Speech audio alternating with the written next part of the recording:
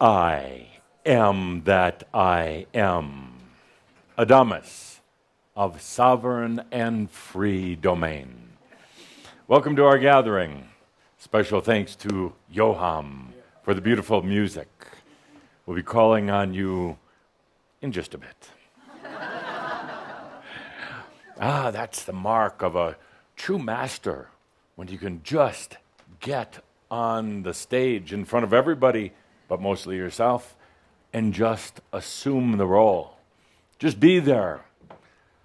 Take a deep breath, get out of your doubts and fears, and just allow yourself to come through. They'll have that experience in just a bit.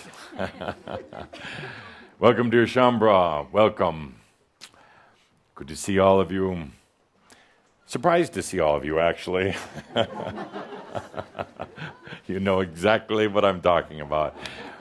It's a difficult journey, this thing called embodied enlightenment. Few have ever come this way. Not so easy, is it? Not so easy. Embodied enlightenment. Sounds wonderful. I wonder what the hell it is.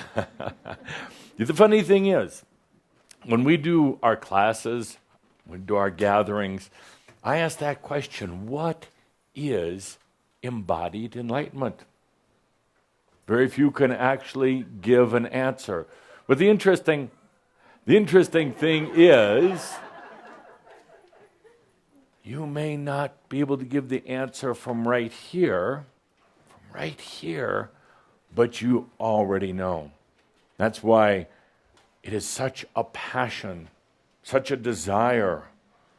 I have such an insatiable desire for this thing we called embodied enlightenment. Have no clue what it is.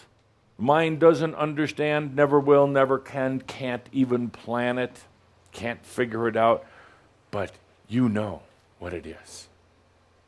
Can't put words to it, maybe write a few songs about it, songs without words, but you know. That's why there's this deep, deep desire for this thing called enlightenment. Once you make this true and conscious choice for your enlightenment, which I assume most of you have, once you make that choice, you're no longer a student. You are a master at that point. Please hear those words. See, when you're still trying to decide, when you're putting your toes and fingers into that pudding of potential enlightenment, you're still trying to decide you are indeed a student. You're assuming the role of student. You will be a student. You will get student energy. You will get teachers that teach to students. But once you make that deep, clear, and conscious choice for embodied enlightenment, you are truly a master.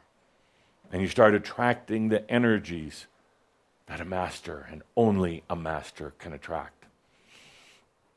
No longer a student when you say, I choose my conscious enlightenment. There's a vast difference you've probably noticed. It's not anything that makes you superior or better, maybe makes you a little crazier, nothing that makes you exclusive. But there's a vast difference between those who are studying spirituality, because they're really studying a bunch of rules and guidelines of other people. Very true. Electromagnetic energy. There's a very big difference, because they're going to get a different type of energy than those who choose embodied enlightenment before and above anything else. Above, sorry to say, family, loved ones. And I know that maybe isn't spiritually correct to say that, to say you're putting yourself above all others. But perhaps that was one of the fallacies of the old energy, one of the fallacies even of the new age. Have to be there in service to everyone else. When you can boldly and clearly say, I'm choosing this for myself above anything else, above family, above wealth, of course, above anything, above all the rules, above even life itself. When there's no fear of death anymore, because in this process of embodied enlightenment, you meet death over and over, as so many of you know. You may meet it physically, you may just meet it in your dreams and in your fears, but that death comes to you over and over, ultimately helping you to understand the beauty of life. Today's Shroud is going to be a little bit different. You thought last month was different. Going to be a little different. Normally in a Shroud, we gather once a month to take a deep breath, to just relax a bit, let the energies catch up, or put a better way, perhaps a little bit more crass, to get you out of your way for a few hours of time here. And then a slow kind of allowing of the energies to absorb over the next 30 days. It's your dynamic, you set it up this way. Today, a little bit different. We're going to take a big step, a big leap. Yeah, cool, you say that now. Little does she know what I have in store. Today we're going to take a big step in consciousness for a couple of reasons.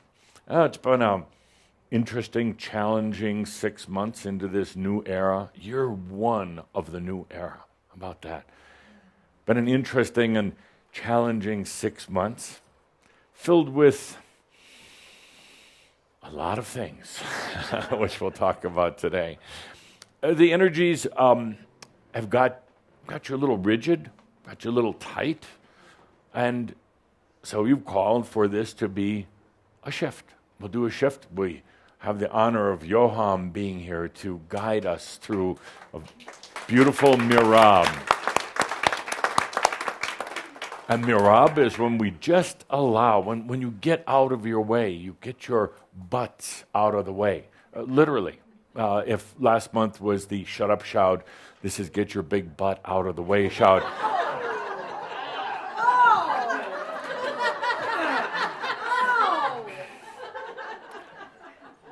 What I was going to say is... Hope they don't make a button for that.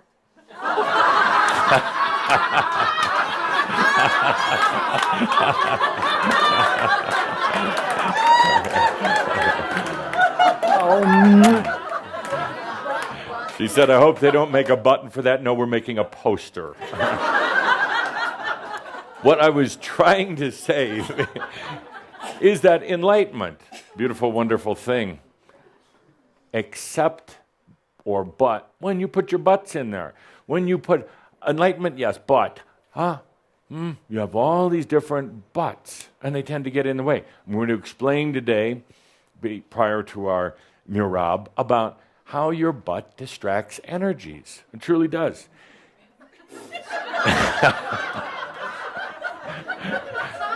I told you it was going to be different today.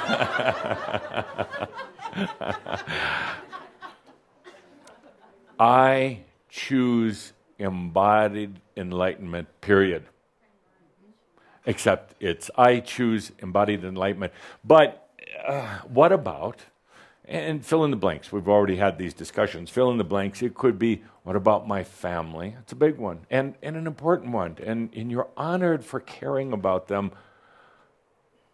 But, yeah. Now, and when we do our buts today, it's not just but, it's but,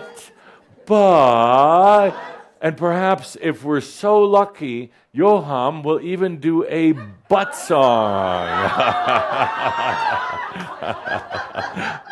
Master G, you thought you've heard it all. We worked together in the mystery schools. He is an artist at sacred music, but has never done a but song. So be very creative. I choose embodied enlightenment, period. That's it. I can already hear the buts coming out. But, all these doubts and questions. It really distracts a lot of energy. It makes it so much more difficult. There are no buts. It's either embodied enlightenment or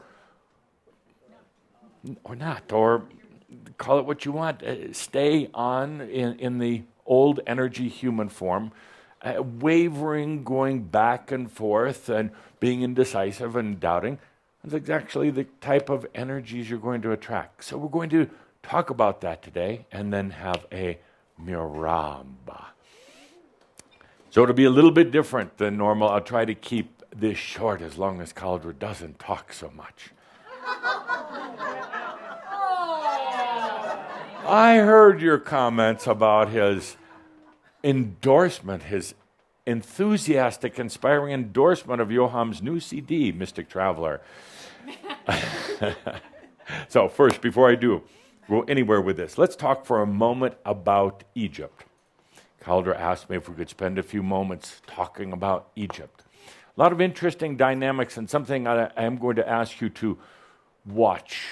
I know a lot of you are news adverse, and I don't blame you at all, but here is a very unique historic situation that's unfolding. Egypt was one of the original cultures to come up from the times of Atlantis. After Atlantis, of course, hiding underground, living underground for tens of thousands of years, and finally coming up back to the surface of Earth, reestablishing civilizations, and Egypt was one of them. You could say Egypt was the spiritual center for this new Earth, the post-Atlantean Earth. The Egyptians spent so much of their studying, so much of their energy and their consciousness on the issue of spirit. You see, the Atlanteans really didn't understand or have a concept of God. They had no consciousness of God. They were searching for a source of life, but not in the consciousness that you would know God, Spirit, the Eternal One. They were searching for something that was actually more mechanical, more earthly. Where does life emanate from? So when the humans came back up from Earth, the ones that went to Egypt were particularly interested in spirit. It's now often called afterlife. They had the understanding that there was something more to just this reality. They learned how to visit the other dimensions. They learned how to go into what would be called the near-earth realms and come back. They journeyed. They took some of the original astral journeys in their starboats, their solar ships. Other cultures, other civilizations, for instance, like the Greek, were more about establishing culture, social and community balance, philosophy, balanced judgment. The Romans, that culture was about being civil, establishing civil structures, roads and cities and systems. The many other cultures, but the Egyptians was about spirit. Now, you've heard a lot of stories about pharaohs and slaves building the pyramids. I don't think so. And even the pharaohs were not what is written about in history now, because there was a tremendous level of service to all the people, tremendous level of education or experience about going into the other worlds and trying to go into the other dimensions and bring it back here, if that sounds a little familiar to you. Much more difficult back then. The energies were much denser. For whatever reason, the Egyptians ended up then going through many thousands of years of suppression. They allowed themselves, with their spiritual journeys, they somewhat forgot about the present moment and about their everyday human life. So that opened the door to those who were interested in ruling, particularly outside sources, outside rulers and leaders came in and took over, then turned a lot of the Egyptians into slaves, took away their basic freedom. And for thousands of years, the Egyptians have had dictators, pharaohs without heart or without understanding of freedom. They have been controlled and ruled by others. There has been a tremendous desire to bring back the freedom. You could say that this whole delving into tyranny and suppression and being dictated to by others was actually part of the interdimensional experience. Really, you could almost say part of a plan to have a true understanding of freedom and spirit and bringing it into the now, bringing it into the body. So this desire for freedom rose up recently. You saw it. You saw history in the making. And it was very interesting. I'm surprised that there are not more comments or discussions about it. It wasn't a violent uprising. It happened in a very short period of time with a small loss of human life. And simply a transition. Suddenly, a dictator who had been in office for a long time suddenly just stepped down. The military, the army, didn't step in to support. As a matter of fact, defended the people. Because an interesting thing has happened in Egypt, particularly over these last 20, 25 years. A lot of the energies that have been held in the sacred temples, in the pyramids, and in the land itself, a lot of the pharaohs of the past, and a lot of the, you could say, the spirit energy that was brought back from the other realm, but not physically embodied, left in the sacred temples. A lot of that energy and consciousness, and even the entities that were held within those walls, started to be released. A lot of you were attracted to go to Egypt in these last 10, 20 years of time, because part of the process of going there wasn't just to see the temples or to tone in the Great Pyramid. A lot of the process was you just being there as one of the bringers of the new energy. That was the title of the last shout. As one of the bringers of the new energy, as one who has made a clear, conscious choice for embodied enlightenment. And when you went into those temples, you touched the walls, you breathed the air, you did your toning in those temples.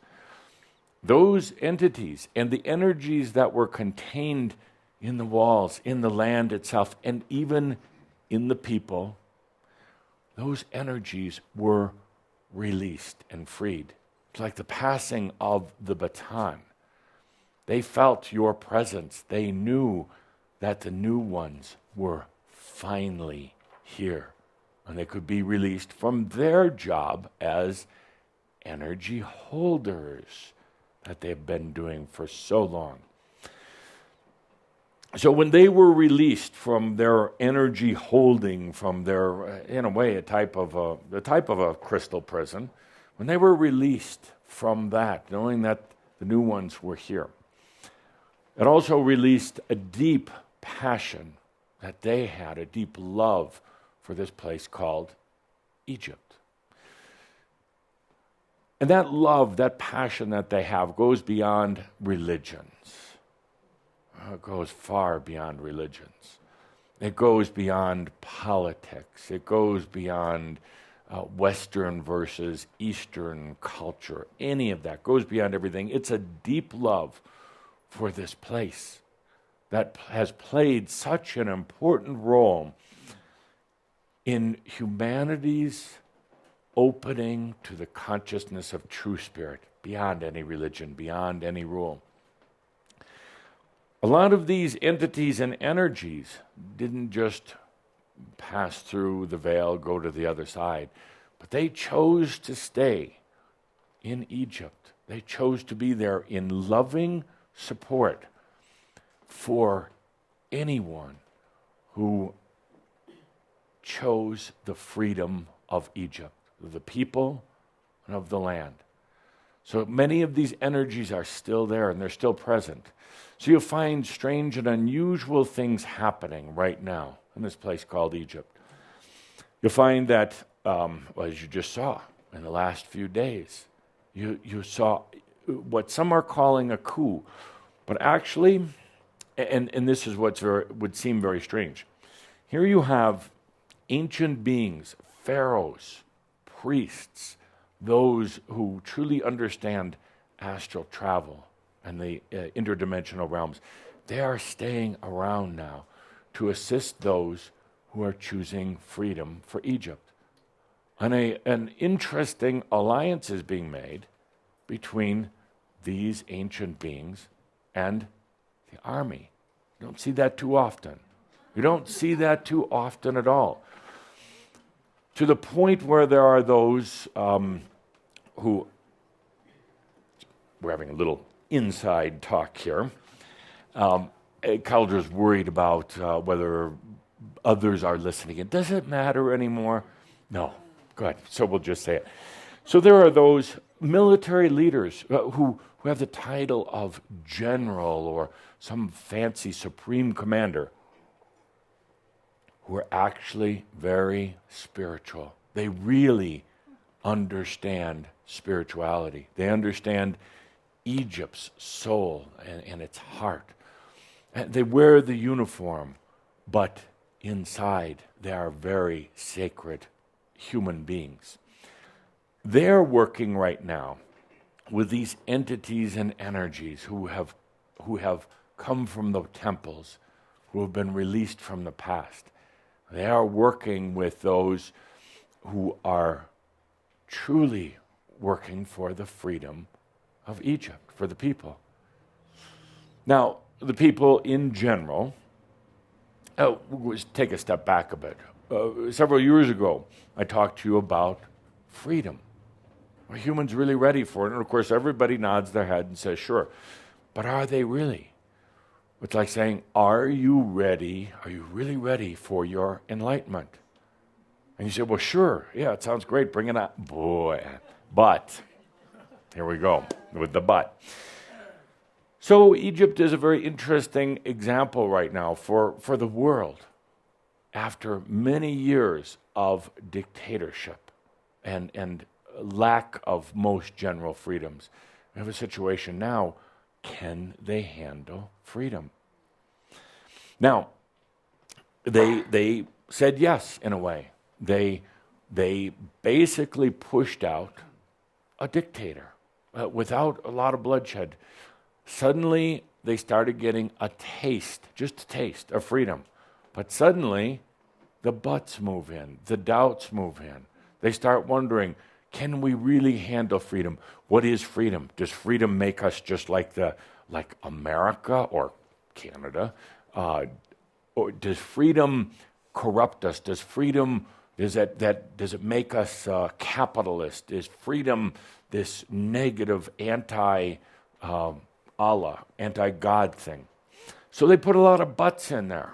And what happens? The minute they do, other energies move in, which is exactly what happened. The minute that doubt came in Egypt about their freedom, could they really handle it? Could they set up the infrastructures? Could they personally handle it? Could they have compassion for others? All the things that freedom brings. Could they take responsibility for their lives? Could they get off of foreign aid? While they were budding about it, thinking about it, after that initial wonderful taste, what happens? Well, you could say the virus moves in, SES virus, whatever you want to call it, but those with agendas, those with imbalances, quickly move in because one is vulnerable during this stage. One is very vulnerable. One hand saying, yes, we want freedom. On the other hand, worrying and wondering about it. So what happened? It's not about a name, an organization. It could be Muslim Brotherhood. It could be the Divine Feminine Sisterhood. It doesn't matter. But somebody with an agenda that was not about the love and passion of Egypt came in. Worked very quickly. It was easy. Worked very quickly and started shifting everything. But in this case, something interesting happened. That deep love, that deep passion for Egypt was still there, and it was still strong. And it sat back and watched and waited. And it observed what was going on. And at some point, these entities of the past, combined with the humans who have a true love of this land, said, no more. Just like that, no more. Wasn't a lot of saber rattling, wasn't a lot of noise. You got 48 hours or hit the road. And it happened. Again, on that particular day, not a lot of bloodshed. Now, those forces that had an agenda that was not Egypt's agenda, an agenda that was not about Egypt, and moved in. Now, they're going to, of course, be testing the real heart and soul of Egypt, saying, are you really serious? Maybe you do need us. Maybe you're not ready for freedom. Maybe you need a lot of rules and structures. Maybe you need discipline. Maybe all the women should wear veils, and we go on with this. It's not about religion. It's about control. It's not about a specific religious or philosophical belief. It's about freedom.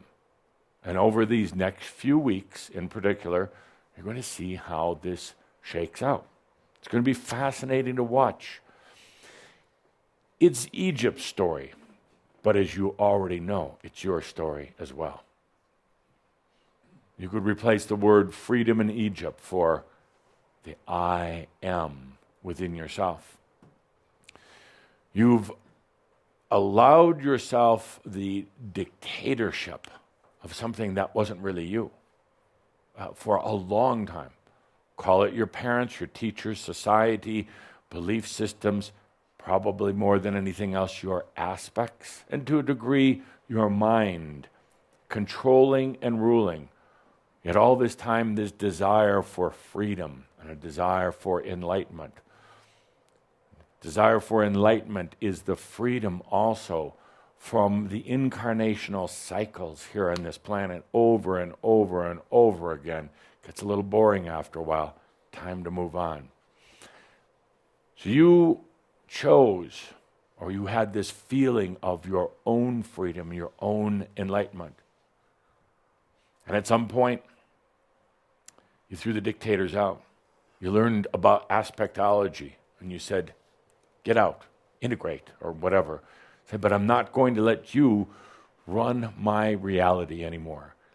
You learned, I am, and you started proclaiming this, and it was felt from deep within you. I am that I am. It's my freedom, my sovereignty. We're here in the Freedom series right now. There was a shift that occurred, a change that occurred, a lot of changes actually, over these last few years.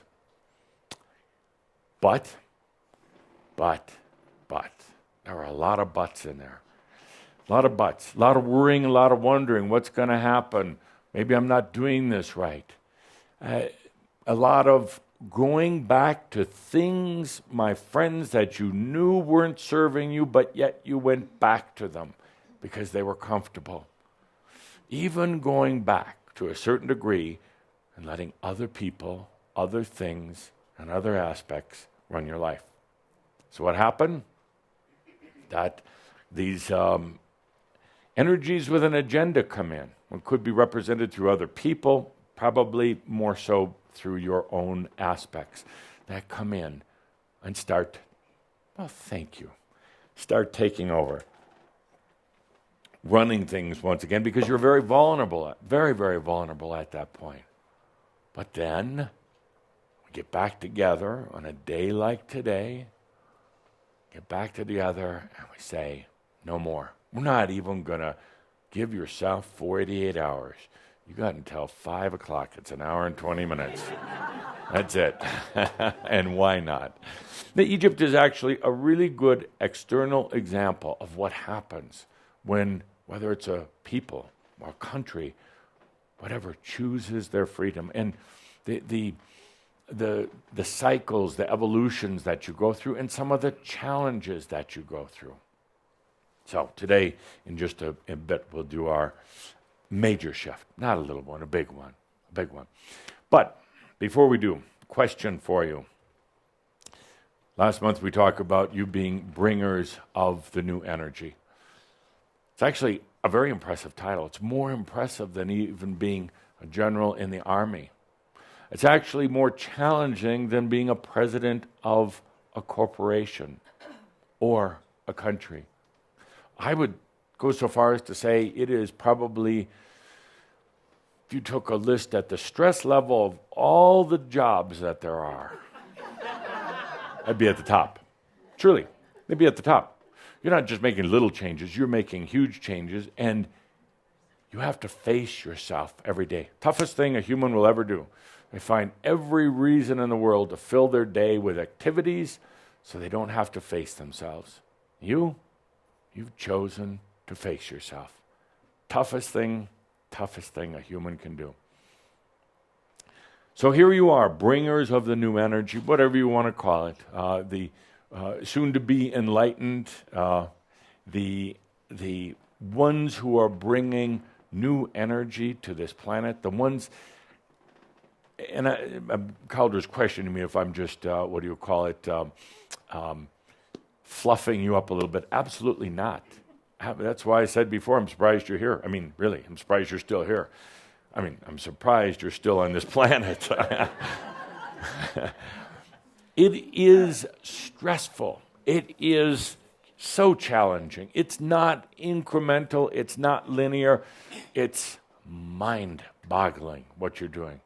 So here you are, bringers of the new energy, liberators of yourself. How's it going? How's it going? And I asked the question, and there's not an Адамус answer to this, because I've already done it. I want you to hear yourselves, and I want others to hear you, because there's so many times where you're doubting, where you're wondering, is this real? Am I doing the right thing? Is this something am I just going a little crazy or really crazy? So by sharing and hearing others for a moment, you begin to understand the magnitude of what you're really doing. Yeah, some of you think, well, I'm just mid-level manager. We'll have private session. We'll correct that. But you think, I'm just this. I haven't done anything huge on my resume. No. You aren't just. You are absolutely amazing for what you're doing. You are going through everything. You are going back through everything. Even before you were even on this planet, you're going back through it, rebalancing the energies, releasing and freeing energies in consciousness. What you're going through right now is absolutely unprecedented, and I do wish you'd give yourself credit for it. It has nothing to do with your everyday job. That's just a disguise. It's just a distraction. It's about the movements in consciousness you're making for yourself, but it's affecting this entire planet. Oh, and more than that, it's affecting this entire universe. It's affecting all of creation. So, how's it going? Linda has the microphone. She'll be taking it to our amazing volunteers. How's it going? What are you experiencing? What are the tough things? And I have to tell you, there is a little bit of an Адамус answer at the end, but Oh, how shocking. your answer is equally valid. How's it going? Excellent, actually. Good. How's it going? Truly excellent. Now, one more time, we got to do this. How's it going? Absolutely freaking Good. excellent. Good. Good. Body aches? A little tummy problems, yeah. But more clarity as never before. More clarity. Good. Any kind of adjustments in some of your attitudes? Oh, like being more bitchy? Yes. Good, good. And yes, now we're getting to the truth. Good, good. Does that bother you that you can be a bitch? Oh, no, I love it.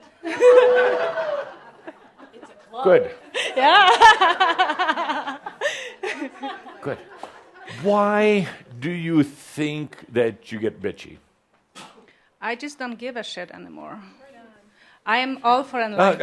I have no buts. I'd like you to repeat I have no that. buts. Right there. Repeat that. Why are you a little I bit bitchy? don't give a shit. Good. I'm all for enlightenment. No buts here. Good, good, good. Thank you. Thank you. Excellent. Next. How goes it? Yeah. Well, I've been really busy the last month or so. You should probably stand up so that you can Okay. get the proper respect you deserve. Okay. Wow. Right now I'm experiencing a lot of neck pain, so Neck I pains. don't know. It's been for like 5 days. We'll change that today. Okay. Okay. So why the neck pains? maybe something is a pain in my neck. I'm just trying to find out what that is. Well, what's a pain in your neck? Since we're going down that road, you already know. I think that I just want to move on, and I think sometimes I feel like my family gets in my way. Why do you laugh like that? They're watching right now. They're not watching. Believe me, they're not watching. They think I'm cuckoo, so. Yeah, family. Why do you let your family get in the way? I don't know. Yeah, you do. Because I don't know. You have to go in the ladies' room for 5 minutes by yourself. Go on, at the ladies' room. There's one thing we don't say here. We don't even say it anymore. 5 minutes by yourself. Keep the lights off. Why does anybody listen to you? Sandra, would you go check on her? Now that's weird. So. That's what's wrong. The reason why we joke, but I'm dead serious about it, don't say I don't know, because that's exactly what you're going to get. Take a deep breath. You do know. You know everything. That's the amazing thing. Unless... Start chanting or oming or something. Good, next. How goes it? Brilliant. Brilliant. How No, goes it? relationships suck majorly. Why? I know. They are really bad. Yeah. Because you compromise yourself. Yeah, why'd you do that? Well, the sex was good. I'm going to be honest. Actually,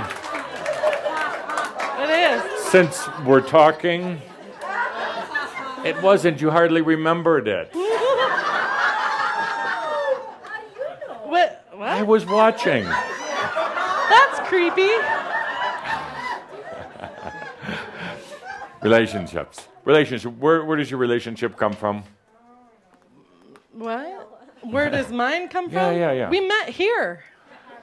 Really? Yeah. Where did you meet? Who? Which guy?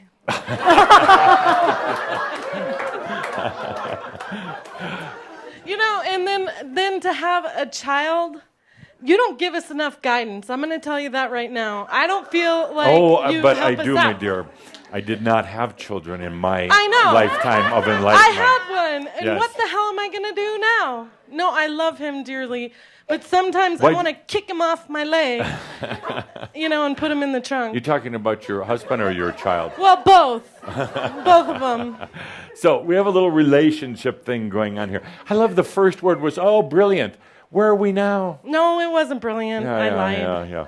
No, it wasn't a lie. It was just a little bit of, like Tobias always said, Embellishment. ask 3 times. Relationships, what are you going to do about it? Allow things to... Allow them to keep going like they are. Sure, that's good. That's what we're doing. I'm going to breathe in my abundance so I can ditch him. Kick him to the curb. What are you going to do? Obviously, I don't have a plan. Obviously. Wow. If he's watching, later will be really bad. No, actually, he's waiting for you. Waiting for They you to... wait by the door. Waiting for you to accept and choose your own enlightenment. That's profound. Thanks for that. I'll Yeah. get right to work on that. Thank you. Good. What else are you experiencing? High level of what? Fill in the blank. Stress. Thank you. Good. What are you doing about it? I cry a little. Good. I do. I go off by myself and But the fact that, we'll correct all this if we could Okay. ever stop talking first. We're going to do a big shift today. No, I'm talking. You're not. We're going to do a big shift today. Yeah. You think it's party day? It's celebration. Can day. we do both or? Sure. Okay, thank Sure. you. If you're still standing afterwards. I'll be standing. Yeah, good. That's a personal challenge. So stress. A few more here. How goes this embodied enlightenment? How goes being a bringer of new energy? So far, this isn't a list that is actually going to entice many people. Yes, sir. Yes, sir. Hi. It's very testing, for sure. What's being tested? I'm being tested. My facing fear. Good. That's an excellent way to put it. Who's testing you, and what are the fears? The judges, the police, the FBI. That'll test you. That'll test you. Yeah. I've been a good boy all my life. Yeah. And then when I woke up and learned things, I just decided to step aside from conforming to that or consenting to that. Yes. And they don't like it. No, they don't. So I'm But dealing with them. who doesn't really like it? Who's really putting the big butt there? Who are the judges, the police, the authorities, The corporations corporations? that But rule you. But who are really the corporations, the judges, the police? Who's really controlling you? Me. Thank you. Thank you. But it's being externalized. It's being manifested on the outside Yeah. to what? Test you. To test me. Test you. To reflect something back to me. Absolutely. And in a way, it's an interesting test that you're administering on yourself. It's your own internal authority and the controls that you've had over yourself. Now you're externalizing it in a big way so you can see it better. So you can see it on the outside. But there's a tendency also to blame them, to now get to bear arms against them. You're really only doing it against yourself. Some of the freest men and women that I've ever met in all of my lifetimes were in countries that had absolute dictators in control, and they weren't even aware of it. Didn't really even care. Didn't care about police and judges and corporations or anything, because they were free. When you are truly free, there's not another human, alien, any being anywhere that can take that away. You can live in a prison and be totally free. And some have. Remember that. So, fears of what? Being tested. Your fears are being tested.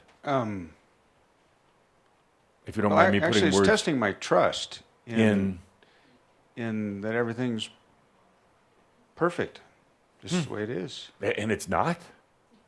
Well, it's In the next it's hour, perfectly imperfect. in the for a next perfectly hour, good you're going to reason, I'm have sure. the And I'm ability to searching. change that. I'm working on it. Yeah. I'm definitely trying to. You've heard of this this term, slaying at windmills, battling the ghosts that really aren't there. Right. It's fun for a while. Corporations, militaries, the suppressors, the oppressors, they're only there in service to you. Yes, I'm trying to. And it's not just a big gather philosophical deal. It's true. They're just there in service to you. There were dictators in service to the Egyptians for many, many years. And then there were fanatical extremist groups then that came in service. So everything that's happening is just there in service to you. It's that simple.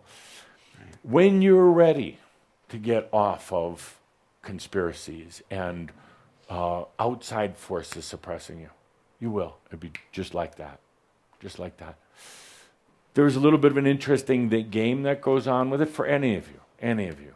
Interesting game. It's a distraction. That's a great way not to face yourself. It's a great way to actually see your issues outside of yourself.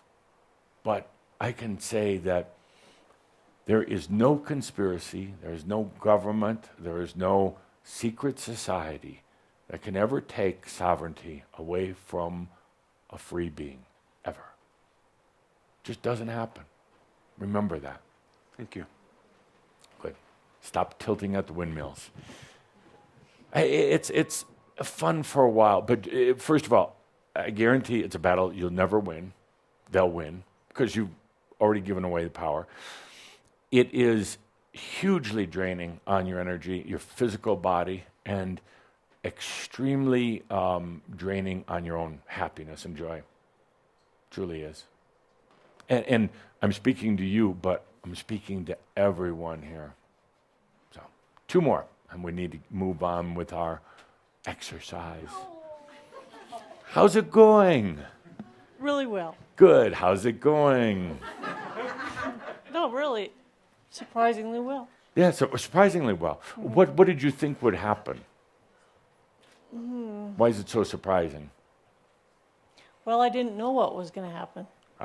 That is reason for fear. Yes. And any imbalances that have come along, that annoying imbalances, other than me. I read your mind. Annoying imbalances. Well, you know, there's still the mind stuff. That's Yeah. annoying. Yeah. How about, if I could put words in your mouth? Go ahead. Boredom? Yeah. Yeah. Boredom. You didn't think it'd be so boring, did you? I didn't. Yeah. Boring. Yeah, absolutely. So what are you to do? Here you are, feeling pretty good about yourself. Suddenly life is boring. Yeah. So what are you doing? On a day-to-day basis, Yeah. a lot of yard work. Yeah. Wow. See what I mean? It can be boring. No, actually, yard work is good. It Yeah. gets you kind of connected. Yeah, doing a lot of socializing with friends. No. No, not so much. No. Have any desire to do that? No. Yeah, go to the big city, go shopping. No. No. Got that. It's a little boring. Yep. Okay, good. Okay. We'll shift that also. We're going to do a big shift today. Good. And one more, Big very what? quickly. A big what? Oh, that word always confuses me. Is this boring here? No, I didn't think so. Yeah. David. How goes it? It's tough out there, and even tougher in here. Good. Where would you rather be, out there or Oh, in right here? here, absolutely. Yeah, good. What's the toughest, or the second toughest? Yeah. We'll go there.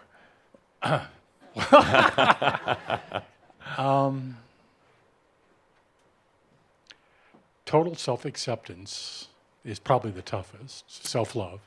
Yep. Yep. And yep. actually seeking the approval of others has been a huge one for me. Yeah. Why? And these two go hand in Yes. hand. Yeah. Self-doubt, insecurity. Yeah. Why? I mean, you don't have to get into the specifics, but why would that? Because you're also speaking for nearly everyone. But this whole issue of the self-love and acceptance, for one thing, but then also trying to find it out there. Yes. Yeah. That's a very, very difficult challenge. Impossible. Why, I'll just cut right to the chase here. Yes. Why would you or anyone hold on to guilt when you're not even sure what that guilt actually was about anymore? And as you know, I've talked about saying, whatever you think happened in the past really didn't happen that way anyway. It's one of the amazing discoveries in enlightenment, is you realize what an incredible setup, and you didn't even remember what really happened. Why would there be so much? How is any of that guilt or self-doubt serving you? And it's actually serving me because it's showing its head, Yes. that it's there Oh yeah. for me to release. It's not showing it's only its head, but its butt also. And its butt, and its claws, Yeah. and Yeah. bitch slap. Yeah. The whole thing. Whole thing. The whole thing. Yes. But why? Why is it still there? You could drop it right here. You It's could let it served go. me. I've allowed it Yeah, but how's it serving you now? terribly. I'm ready to let go. I'm ready for this Marab thing we're going to do. I mean, really. So am I. Yeah. Well, good. That's all I needed to hear. Thank you. Thank you. So I wanted to have this discussion so you understand that, A, what you're going through is similar to what others are going through. You're not alone. You're not going crazy. I would say some of the biggest symptoms right now that you're feeling, in spite of this, wow, I'm making some progress, things are really changing, but you're probably noticing intense bitchiness, irritability, agitation, a tremendous amount of agitation, just like about the outside world in particular, where you used to be able to find certain levels of happiness or joy with the outside world. Now, it's like having no desire to go there. As a matter of fact, you say to yourself, well, I'm supposed to be a nice spiritual person. You can let that go, but you still, by the way, that is an oxymoron. If you're a spiritual person, you're not going to be nice. Wow. Wow. But nice means playing a big game with yourself, and it's actually the nice girl, nice boy syndrome means you're playing into or appeasing everyone else. When you truly allow for your enlightenment, you're not nice anymore. You have no tolerance. You're impatient with other people. It's not that you're going to be aggressive with them, but when you feel they're doing energy feeding. Cauldron, did he hear that? When there is a situation, you used to just grin and bear it, now you're just going to walk away.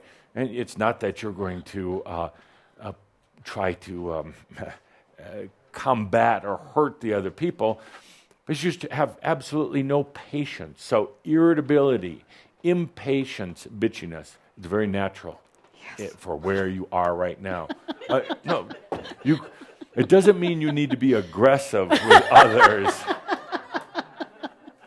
But particularly I would say since the first of the year, but really intensifying over the last few weeks, that sense of absolute irritability. You call it cranky or whatever, just because you're shifting away from the old energy, the old world. And you're in a space now where not knowing what to do, what comes next. So you're in a place of kind of boredom. It makes you even more irritable. Yes, please go out and work in the yard or do something. But you're finding that to be in public is very challenging these days. And as Tobias used to say, that too will pass. But you're just, thank God. Yeah. But you're going through that time. You don't even want to go to the shopping, to the grocery store. You could be starving, and you would rather not go to the store. Yeah. So what do? You call pizza delivery, and you leave an envelope out front on the doorstep. Don't talk to me. It's that strange lady in that strange house. She doesn't come out anymore. So let's take a good deep breath. And we bring this up because I know so often you're thinking, well, I shouldn't be this way. Everything should be happy and like sugar plums. No, that's the toughest part. That's the really tough part. Tremendous irritability. So when we can laugh like this, when you could just work in the yard or go for a drive or something like that, that helps relieve some of it. But right now, it's just part of this transition. What's the cure for it? Like, what can we do to calm it? What can you do? That's a good question. Well, I've got a few minutes. What can you do? A, accept it. B, stay away from other people, please. Okay, here's Schomburg's suggestions. Drink. Okay. Actually, there is some scientific merit in moderation, please. Moderation, a glass of wine, it'll get you out of your own butt for a little bit. Light physical exercise is good for this. Laughter of any kind is good. Laughter is really good. What else? What other suggestions? Take a bath. You're talking to me? Yes. Take a bath, a wonderful thing with what? Sea salt, absolutely. What else? A massage is good. Just make sure the massage person is not an energy feeder. How can you tell? How you feel afterwards, but you can also make it energetically very clear right away. No feeding. Yeah. Good. What else? What else do you do for the irritable symptoms? Breathe, sleep a lot, sleep a lot. But have you noticed that even in your sleep, you're irritable? You bitch dreams, yeah. And sometimes you're so happy to wake up because that dream was so aggravating. You just can't get away from yourself anymore. Eat chocolate. Chocolate, good. What else? Exercise, music, absolutely. Good. All of these things. But just remember, the acknowledgement that you're just going to be irritable, especially with other people. Stop pretending. Stop trying to paste on that face and be nice to your family when you know what you really want to say. And just doesn't mean you need to be hostile. It means to set your own boundaries. Okay, let's move into the next part of the discussion. Good deep breath. Good deep breath. I'm going to title this How to Live, kind of encompassing, wouldn't you say? Would you write that? How to Live. Sure. How to Live. Now, this ties into what we talked about recently in Sedona. It's very, very simple dynamics. Wait for Linda to finish writing. How to Live. This ties into enlightenment. And this has perhaps been a not such a good word in the past. Linda doesn't like this word at all. But you're going to write it on the board.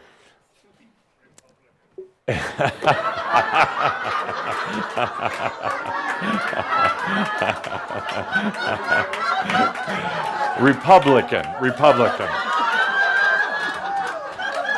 Yeah, it's a bad word, but Linda will have to now write Republican. And Are you serious? from now on, if you want to really live, you want to be enlightened, you have to be Republican.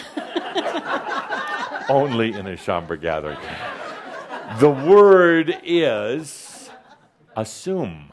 Assume. Oh, that makes an ass out of you and me. No, it only makes an ass out of you. Oh! Assume. If you would, please. Really? On its own piece of paper. Assume. I hate that one. What you do is you assume, stop questioning and doubting, you assume that if you've chosen enlightenment, you've made a clear choice, you just assume that everything is serving that. Everything. Everything, everything, no buts. Now, here's a couple of little caveats. If you really haven't chosen it, you're still going from group to group, trying to decide which group you're going to go with, and you're still studying spirituality, this is going to really hurt. But if you made a clear choice within yourself for your embodied enlightenment in this lifetime period, just period, and you assume. You assume.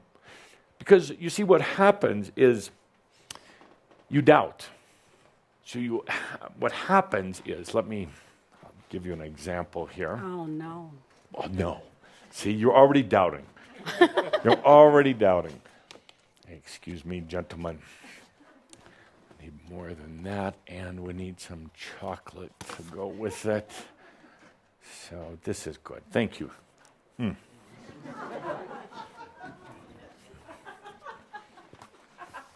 So you assume. That look of concern on your face. So here you are, a plate. Consciousness. In consciousness, you've made a clear choice for embodied enlightenment. And when you make that clear choice, then and only then can what you call your divinity, your I am, join you. Because when you're not sure, it stays away. There is an illusion of separation between you and yourself. You create this barrier. So what you would call your true I am, your spirit, kind of stays away and watches. Watches just, hey, what's going on? Watches you going through your challenges, your dark and light days. Just sits back. Once you make that very clear choice, no buts, just a period, I choose embodied enlightenment, period. Then the I am, the divinity, it comes in, and you just assume, blindly, naively, stupidly. You have to almost be so stupid with yourself. You just, naive, let's call it simple, pure, whatever the word is, but you just assume that's what's happening. Those of you who recently took quantum allowing in Kauai, you went through a lot of interesting experiences shortly after.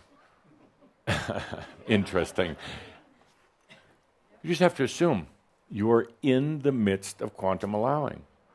You assume that. And then it happens. But when doubt comes in the way of an aspect, big doubt comes in. And it starts to overshadow. And starts to draw energy to it. And suddenly the energy that should be going to this beautiful enlightenment suddenly gets distracted over to the huge doubt. However, if you just blindly assume, it goes like that again. But then, of course, things happen. You have people, you have in your life, you have situations that come up, and then you start to doubt again.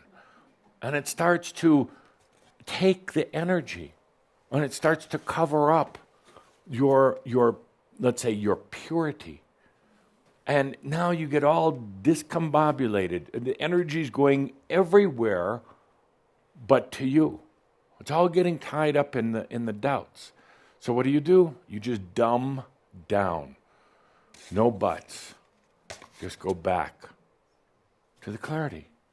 You assume naively, blindly. But that's hard to do. Because, well, if I just assume, what if I get blindsided? Well, you just assume, A, you're not going to, and B, if you do, it's actually a huge gift.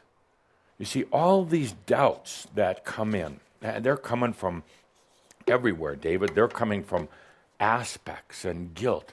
And they all start, Linda, would you hold that? My pleasure. Oh, I get to hold the good You one. see, because I'm really busy with all of the doubts, and they're all taking energy, and they're all distracting, and they're all getting in the way, and they're all annoying, and they're covering up. And you see, they're all taking away.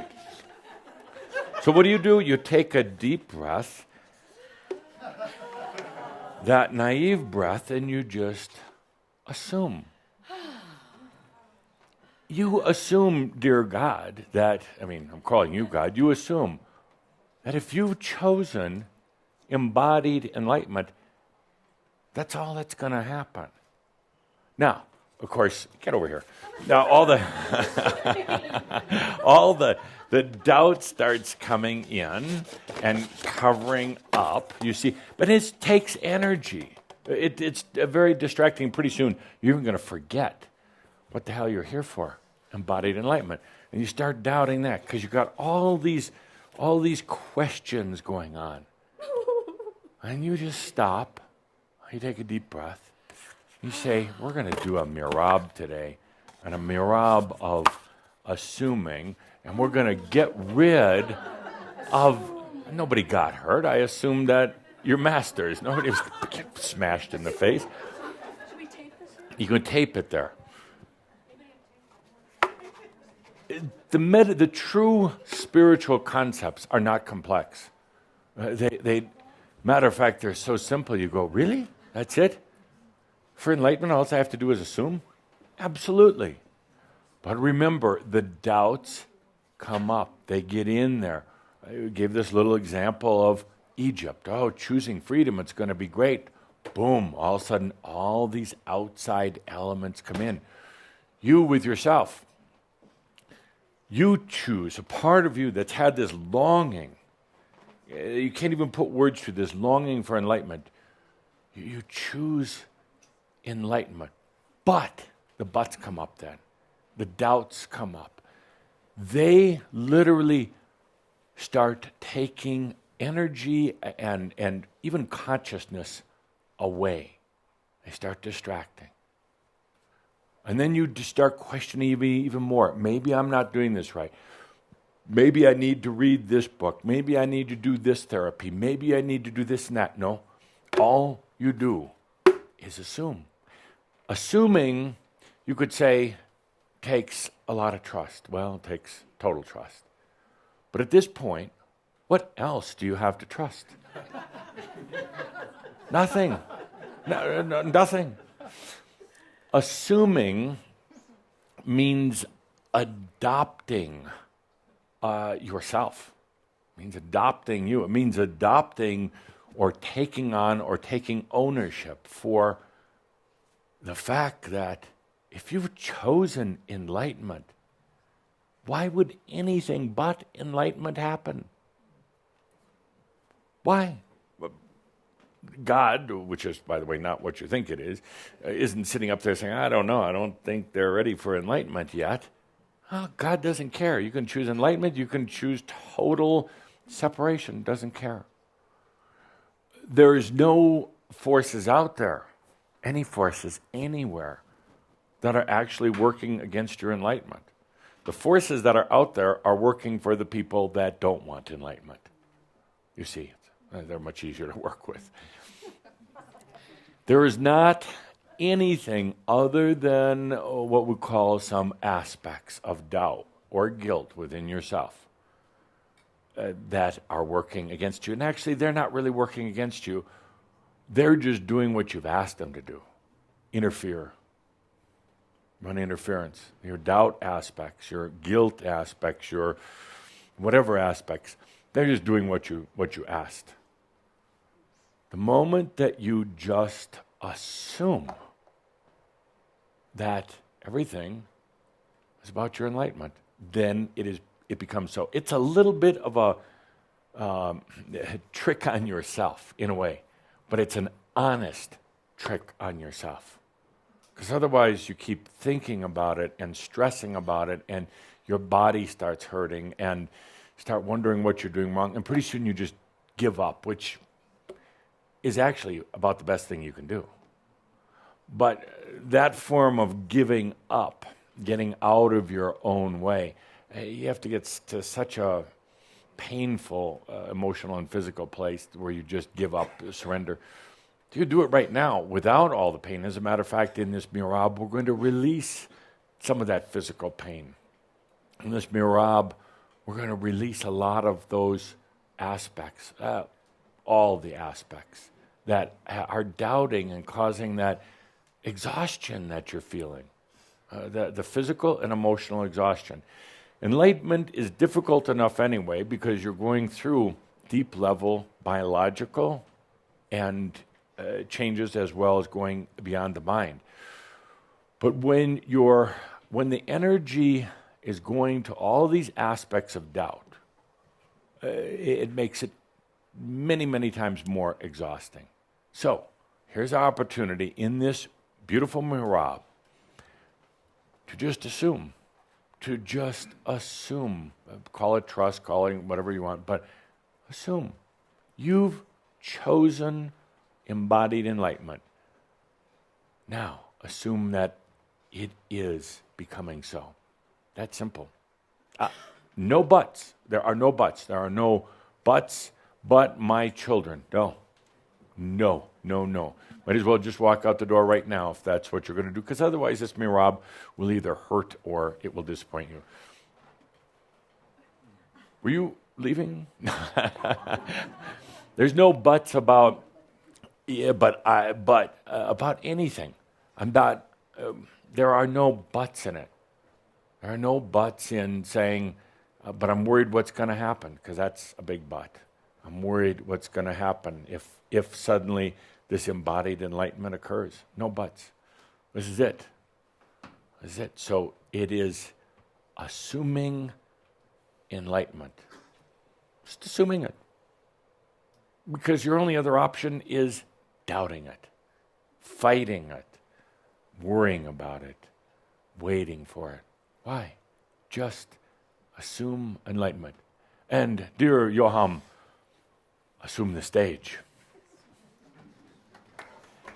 So let's have the lights down a little bit. Yeah, good. That's good mirab music. So as Yoham gets ready, take a good deep breath.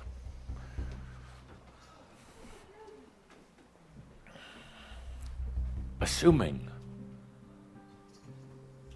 Now, it's different if you haven't really chosen enlightenment. But like I said at the beginning of this gathering, then you're still a student. Now, if you've made a clear choice for enlightenment, you are a master. Just assume it. Stop questioning, stop doubting. You know, it's kind of been programmed into the human being to always doubt and question, to make sure that you're real, to make sure you're really being honest with yourself. Because in the past, you think you've played games with yourself, you haven't been honest or real, you've been a liar, a thief, all the rest of that. Doesn't matter anymore. You don't have to keep testing yourself. Not at all. Unless you like doing that, but I don't think you do. You just assume that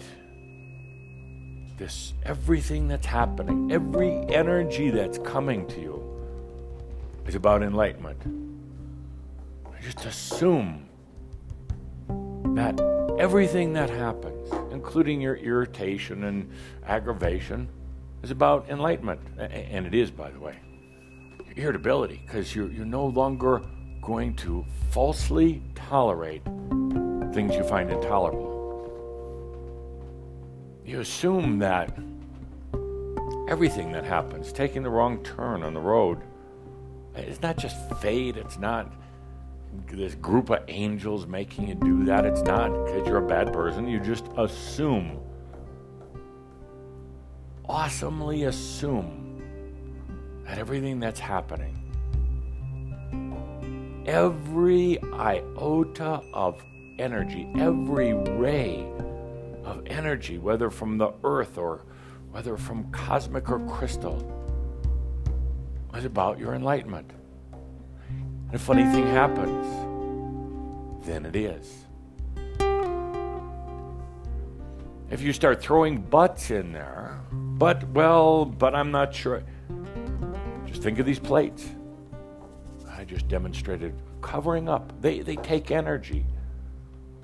They make that core I amness invisible. They overshadow it. You just assume everything. It's magic in a way. It's magic. Some would argue, but they do argue, they say, well, you're just deceiving yourself. I would argue that the other form, all the doubts, all the waiting, that was the true deception. I would say that just assuming is being real with yourself, trusting yourself, allowing yourself, recreating yourself. Imagine at the end of this shout, imagine the lights come up, get up, use the toilet. You assume that using the toilet's about enlightenment. Every little thing. You assume that whatever happens tonight is about enlightenment. Tomorrow, you wake up in the morning, you take a deep breath. Say, today, everything is about my enlightenment. It's all about me. It's all about my enlightenment. I'm just going to assume it. I'm not going to assume some little deviant factor can slip in. I'm not going to assume that some dark energies from the past are going to slip their way into my life. I'm not going to assume 80% of the things that happen to me are about enlightenment. I'm going to assume everything. There are no buts in this assuming.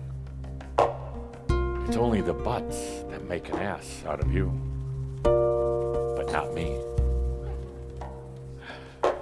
Assuming, it's actually kind of playful. It's actually kind of fun. In assuming, suddenly your body starts to align. You know, what has been these aches and pains, oh gosh, they've been tough lately. Suddenly, in assuming that everything is about enlightenment, these very same energies that are working in your body suddenly aren't painful. Not because you've done a healing, not because you've gotten rid of them, but because you're assuming that they're there in service to you, not working against you. They're only painful when you think they're working against you, when you think you're doing something wrong, when you think that there's something inferior about you. So you assume, blindly, naively, innocently, unabashed, no buts. You assume that every choice you're making, whether it's what to watch on television, whether it's what to wear, that every choice that you make is about your enlightenment. And suddenly, oddly, magically, you are making enlightened choices.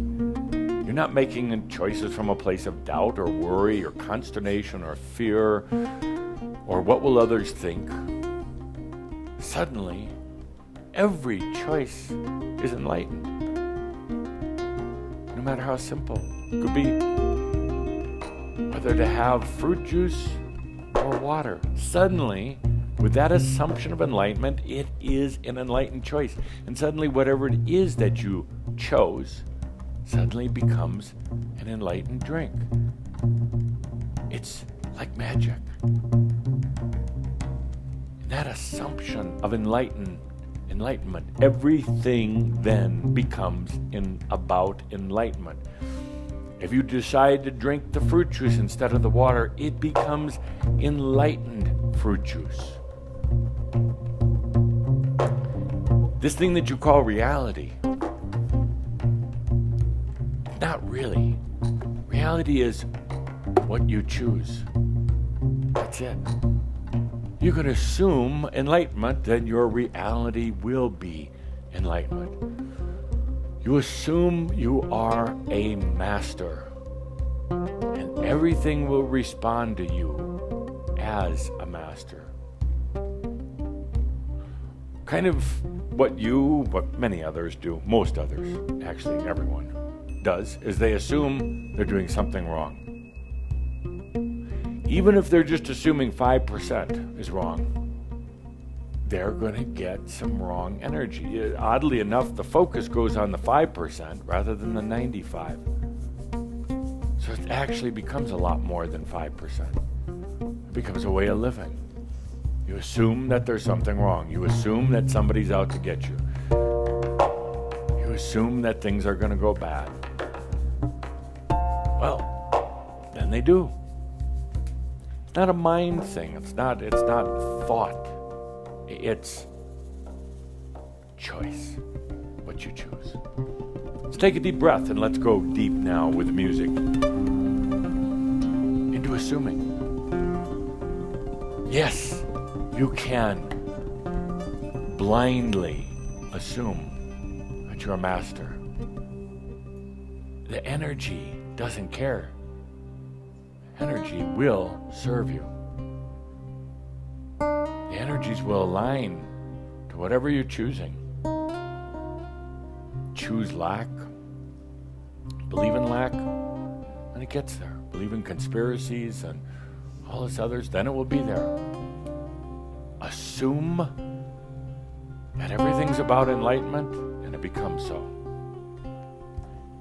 I'm really feeling now as beautiful music of Johann plays. Life, day-to-day life of just assuming enlightenment. Feel how the energies in your day-to-day life change. Imagine yourself going through your daily routine, waking up in the morning, doing what you do. Don't try to change the routine. Try to change the underlying assumption. Take a deep breath. Feel yourself now, beginning tomorrow morning. With that assumption, everything is about my enlightenment, as it should be. Damn it. Assuming that all the energies are there serving you.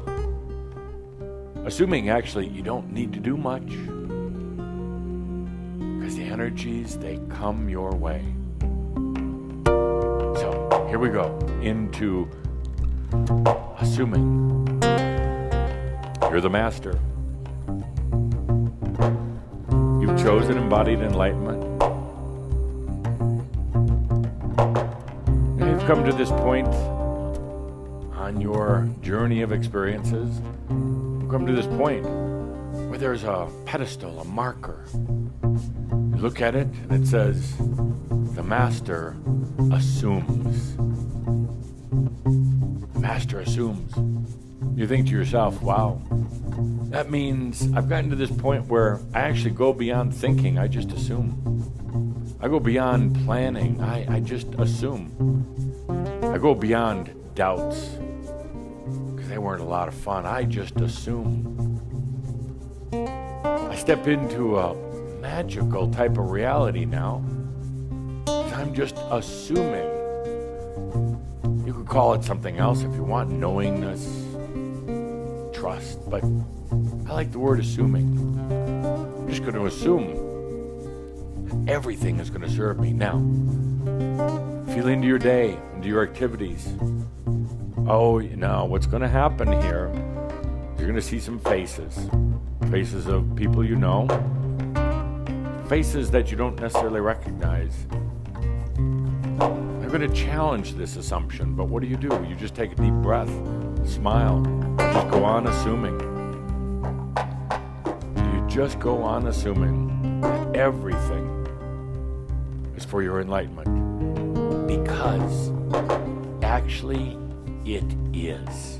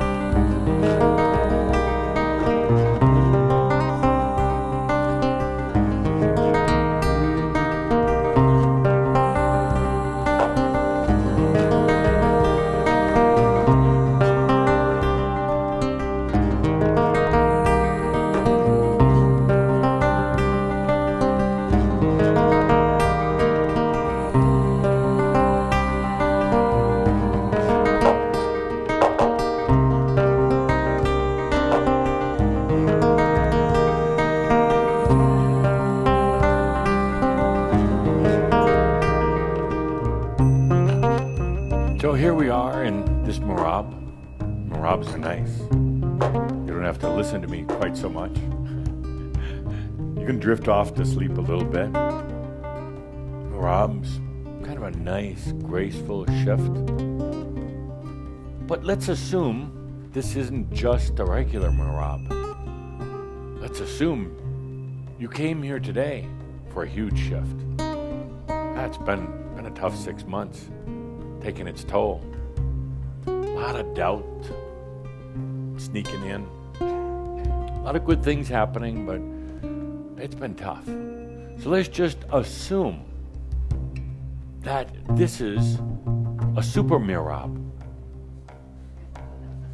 Let's assume it's double super mirab. Shift beyond shifts. Let's assume that something amazing is happening in the room right now. Absolutely amazing. Going beyond your doubts. Even the resistance, because I can feel your resistance. Part of you saying, well, I'm not, no, let's just assume. Now we're going to dive really deep. And we're going to assume a big shift is happening. And the funny thing is, then it happens. Oh, your mind is going to be squawking away at you. Shut up. Your mind is going to be doing all its buts. We're going to take a deep breath, and we're just going to assume that in this mirab, the energies come in for you. They come your way. Your way. All the energies come your way. So, we take a deep breath. We go into Super Mirab the first time anywhere in the universe. A super Mirab's been done. And we assume huge shifts, huge releases. So let's take a deep breath as Johan takes us to this next level.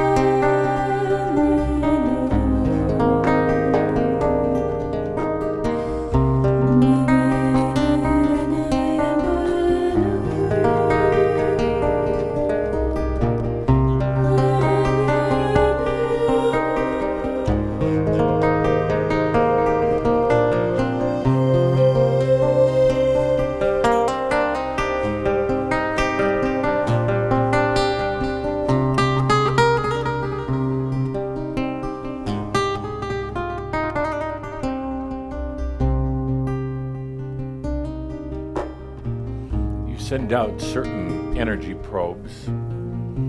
You're used to doing this, that are saying, so what just happened? Did anything happen? So you take a deep breath.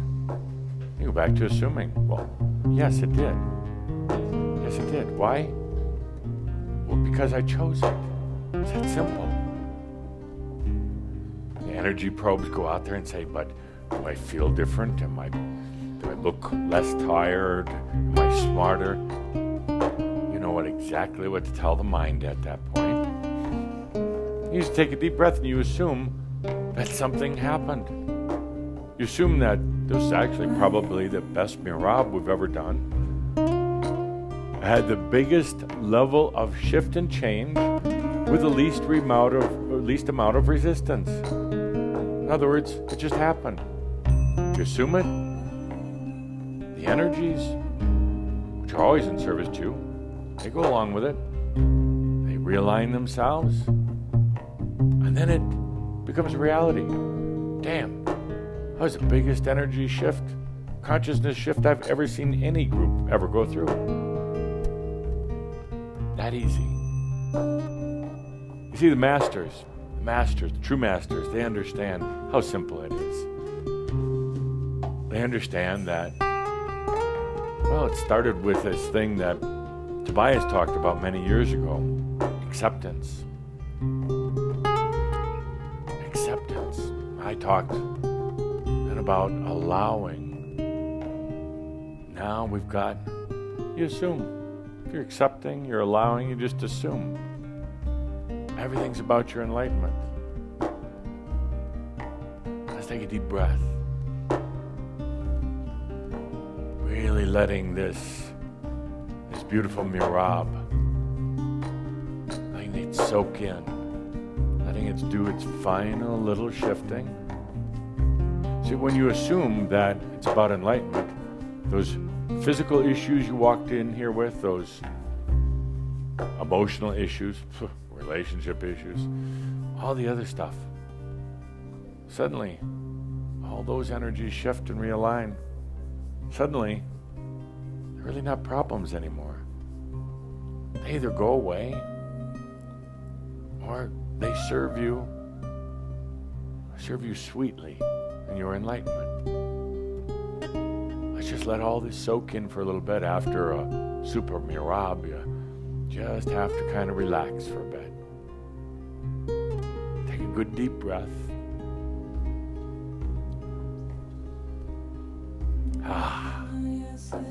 Assuming's a lot more fun than doubting.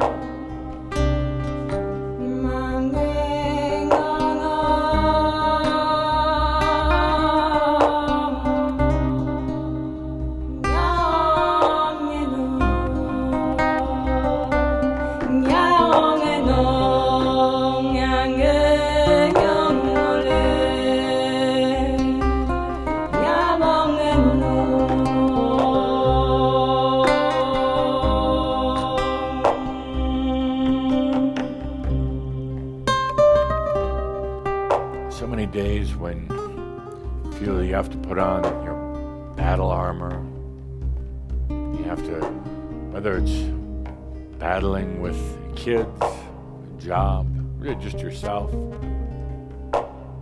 So many days where you're so tired, so worn out, but you have to put on that suit of armor, get ready for another day of battling.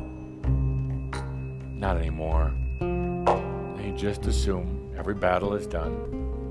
Assume everything is here to serve you. You assume that you're allowing that I am full presence of yourself into your life. And then it becomes so. It becomes so. You assume that this is the lifetime of embodied enlightenment, that you are a master, and it becomes so. All of the energies then align to serve you in what you're choosing and in your assumption. It's that simple. Anything else is just cover-ups, doubts, buts, procrastinations, and delays. Take a deep breath. Assume embodied enlightenment. Take a deep breath. You assume your sovereignty. Why? Well, because you've chosen it. It's what you desire. It's your passion. Then you take a good deep breath. Realize we actually did make a huge shift here today.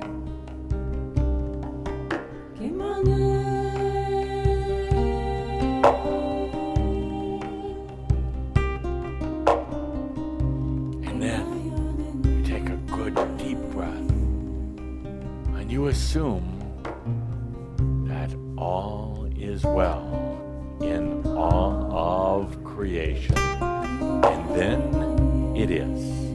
With that, my dear friends, I love you dearly. See you in our next gathering. I am Адамус, in service to you. Thank you.